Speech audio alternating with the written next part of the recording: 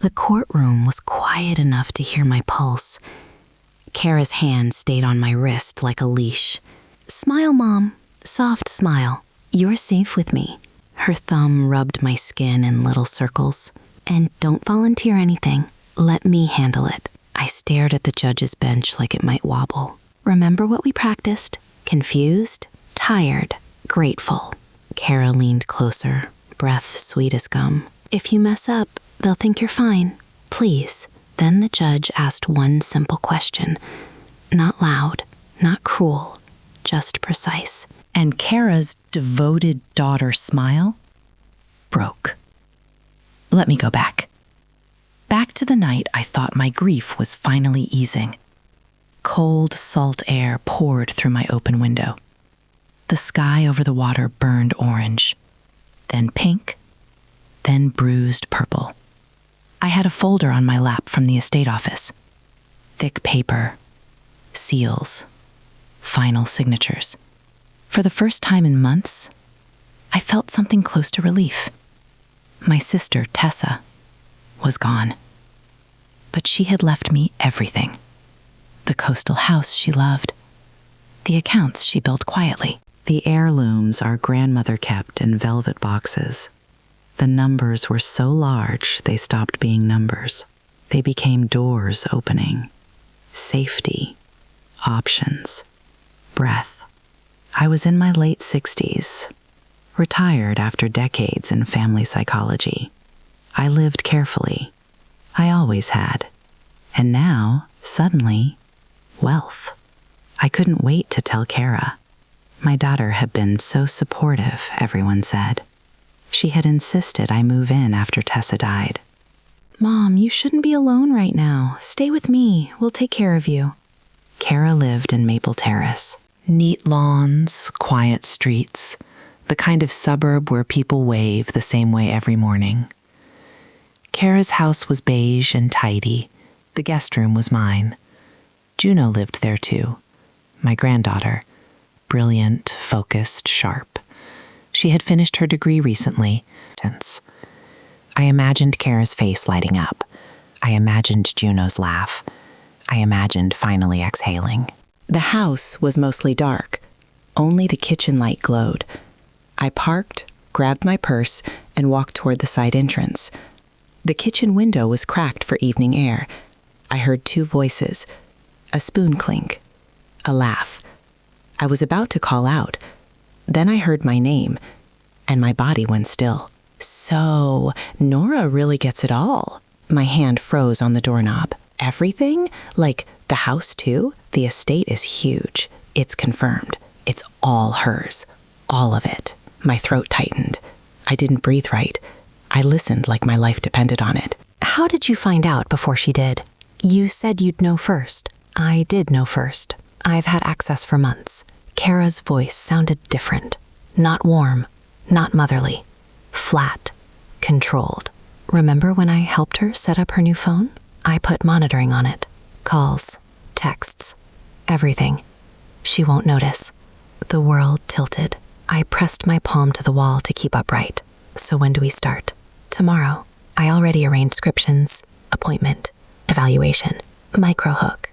That word, prescriptions, changed the air in my lungs. "And it'll work, right? Like, for real?" "It works if she looks foggy enough, confused, disoriented. Then Dr. Klein signs what we need." My stomach turned to ice water. Early cognitive decline, incapacity. We file guardianship, and then we control everything. The house, the investments, the heirlooms too, eventually. I couldn't swallow. My daughter and granddaughter were planning to drug me, to label me incompetent, to take what Tessa left me. I backed away from the door, slow, silent, like the house might bite.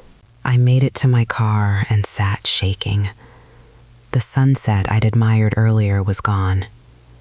Night filled the sky like ink. I drove without a destination, just away. Away from the kitchen light, away from the voices that now lived in my bones. I ended up in a big box parking lot. Fluorescent lights, hard shadows, people pushing carts like the world was normal. I stared at my phone. same phone Kara said she could see through. Who could I call? Who would believe me? Kara was excellent at the performance. Devoted daughter. Concerned caregiver. The kind neighbors praise. Even I had praised her. Until minutes ago. Then my clinical brain kicked in. Assess, stabilize, document, plan. And Kara didn't know she'd given me the whole blueprint. They said tomorrow. That meant I had tonight. First, I needed a clean line, a phone Kara couldn't read. I drove to an electronics store still open late, bought a basic prepaid phone and plan, paid cash, kept my face calm. Then I made one call, to Miles, Tessa's son. Cybersecurity, practical, quiet. He answered, surprised. Aunt Nora, is something wrong? I told him not to interrupt until I finished. My voice must have sounded like a fracture. Okay, I'm listening. I told him everything. The inheritance, the kitchen window, the monitoring, the plan, silence on the line, then a breath that sounded like anger swallowed. I'm so sorry, but we can document this. Can you get to a computer right now? I told him where I was. He told me what to do, what not to do, how to keep Kara unaware. 2 hours later, I sat in a diner with a new laptop. Coffee I didn't taste. Hands that kept trembling anyway. Miles helped me confirm it. My phone was being monitored, messages mirrored, calls tracked. A silent extra person in my pocket.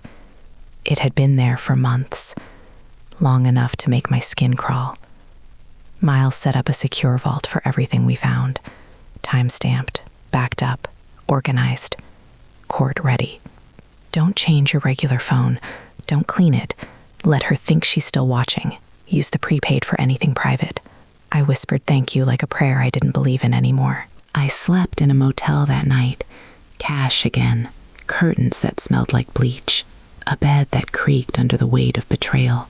I searched Dr. Klein. Glossy website. Friendly headshot.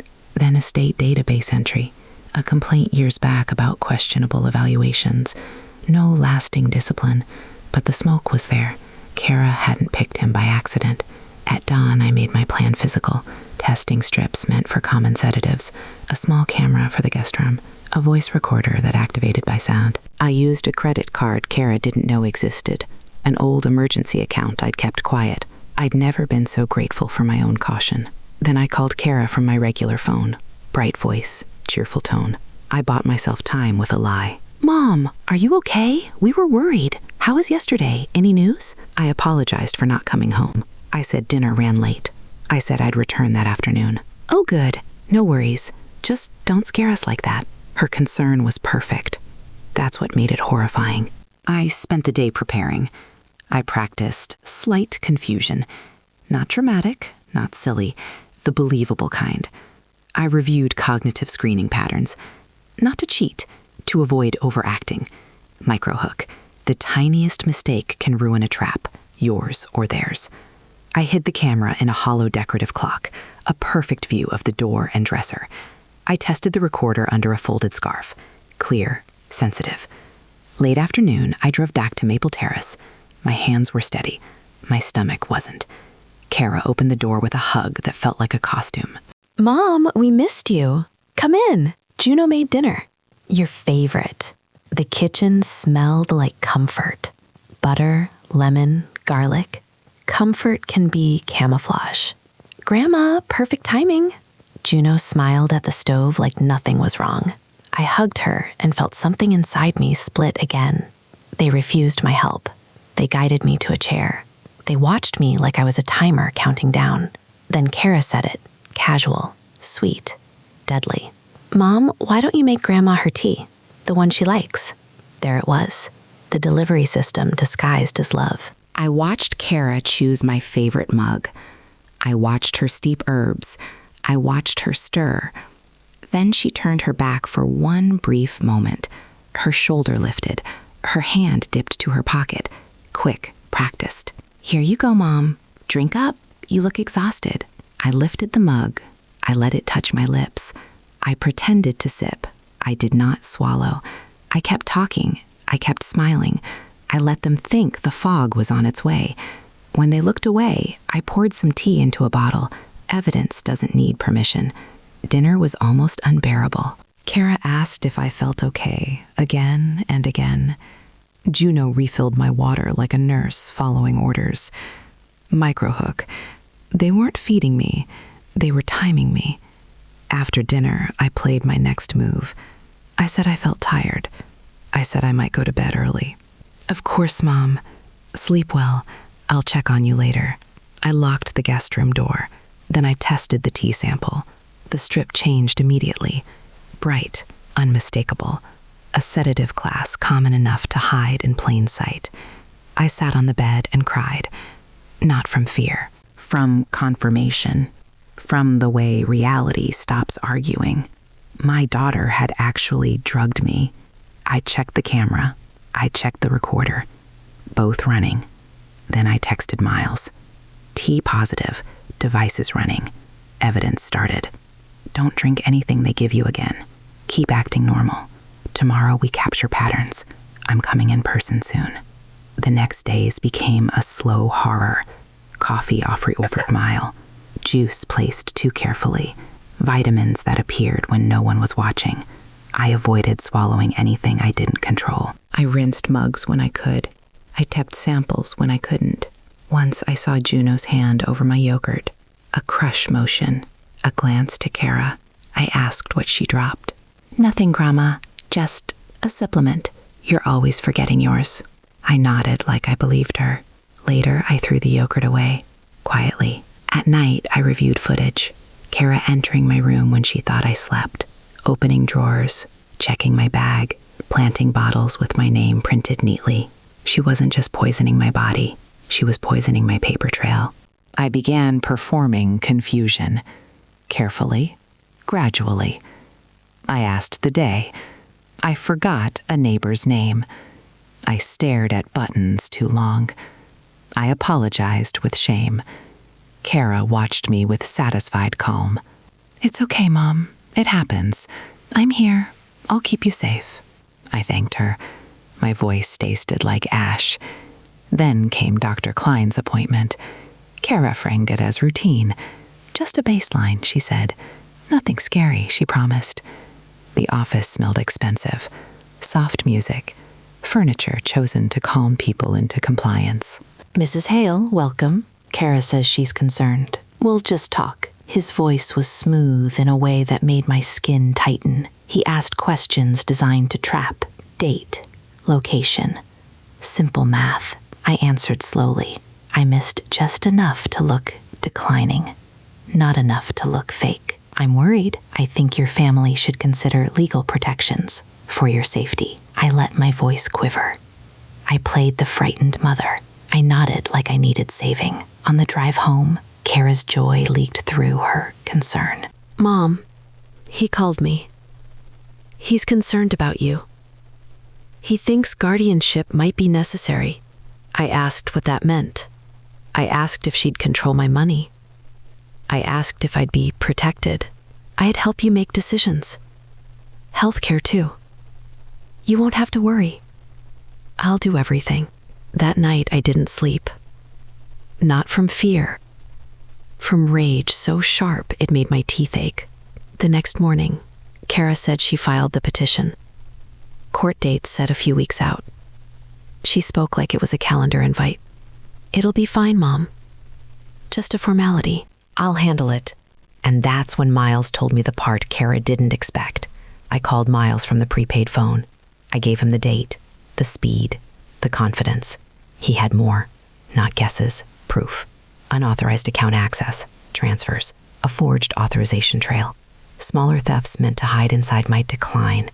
Kara had been stealing before Tessa's estate settled. She wasn't waiting for the inheritance. She was already taking. I hired Elise Park, a lawyer I trusted from older work. Brilliant, ruthless, unimpressed by tears. Elise reviewed the evidence and didn't blink. This is strong, devastating, but strong. We let them think they're winning. Then we drop everything at once. The weeks before court were surreal. Kara shopped like a winner. Juno planned like a winner. They spend future money in their minds. I kept acting grateful, confused, dependent. I paid for their confidence with my dignity. The hardest part wasn't the acting. It was swallowing the love I still felt. Court day arrived. Kara dressed me in dark clothes. A scarf, flat shoes. Respectful, she said. Presentable, she said. In the hallway, she coached me like a child. Soft answers. Don't correct anyone. Don't argue with the doctor's report. Just look tired. Then we entered the courtroom. The judge's eyes were sharp, not unkind, just unwilling to be fooled. Kara's attorney spoke first. A smooth petition speech. Decline, vulnerable, protection. The usual vocabulary of control dressed as care. Kara testified. Tears, trembling voice, a performance worthy of awards. Juno testified too. Love in her words, a knife in her hands. Then the judge asked if I had representation. I stood slowly, still playing confused. I said I thought so. I said a lady. Elise stood from the back row, calm as a scalpel. Elise asked to present evidence. The judge allowed it. Kara's attorney looked startled. Elise played an audio recording. Microhook. The room changed before anyone even understood why. Kara's own voice filled the courtroom. Flat, confident, cold, talking about my phone monitoring. Talking about starting tomorrow. Talking about prescriptions and evaluation. Juno's voice followed. Eager questions. A timeline. A shopping list of my destruction. Kara's face emptied. Juno went pale. Elise didn't stop there. She showed footage from my guest room. Kara's hand near my mug. Kara entering my room at night. Kara placing bottles where they didn't belong. Elise showed the test strip results. Elise showed device logs. Elise showed the account access trail. The judge listened without flinching. Then the judge turned to Kara and asked that simple question again. Was the recording authentic? Kara couldn't answer. Silence answered for her. The judge denied the petition immediately. Protective restrictions issued. Referral for criminal investigation. Kara reached for me when they moved in. Mom, please. I'm sorry, I was desperate. Dad, the house, I didn't know what else to do. My voice didn't shake anymore. I told her she didn't ask for help. She chose to erase me instead. That wasn't desperation. That was greed, wearing a mother's face. Mom, please. Juno tried to touch my hand as she passed. Grandma, I'm sorry. I didn't want this. I pulled away. I said the truth out loud. She did want it. She wanted the trip, the money, the story where I became a problem to manage. They were escorted out. The courtroom emptied slowly. Outside, daylight hit my face like a reset button. Miles was there, arms open, fury quiet behind his eyes. You did it. I corrected him. We did it. We went to Kara's house one last time for my things. I packed fast. I didn't wander. In the guest room, I found an old photo album. Kara at 5. Kara at graduation. Juno as a baby in my arms. That album hurt more than the mug ever did. I cried then, deep, wrenching sobs. Then I closed it, and I threw it away. Some memories become weapons. I refused to keep them loaded. The criminal case moved forward. I testified for hours. Calm, precise. I walked the court through the recording, the footage, the tests, the logs. Kara's defense tried to paint me as vindictive. A mother punishing a mistake. But it wasn't a mistake. It was a plan, built over months, executed with smiles and paperwork and drugs. The verdict came quickly. Kara received years behind bars. Juno received fewer, but still years. Dr. Klein lost his license and faced charges tied to multiple cases. I didn't attend sentencing. Elise did on my behalf. When it was over, I moved into Tessa's coastal house. Floor-to-ceiling windows. A deck that held sunsets like paintings. a library full of my sister's notes in the margins. The first month, I didn't live, I existed. Coffee, waves, silence. Miles visited often. Groceries, dinner, quiet insistence. Aunt Nora, you have to start living again. I told him I was trying, and I was. Slowly. I joined a book club. I volunteered using my clinical background. I started writing again, this time about elder exploitation. And I built the foundation I promised myself I would build. Education, legal clinics, partnerships, training families to recognize coercion dressed as care. We helped people before their kitchen windows turned into crime scenes. Microhook. And then, years later, my past walked into my office anyway. One afternoon, my assistant knocked. No appointment, she said. Important, she said. The visitor was Kara, released early for good behavior. Thinner, older. A person scraped down by consequence. Mom, thank you for seeing me. I didn't hug her. I didn't offer a seat. I asked what she wanted. I wanted to apologize. I know it's too late, and I needed to say it. I'm sorry. I studied her face. Not to punish, to verify. She wasn't performing this time. She looked genuinely broken.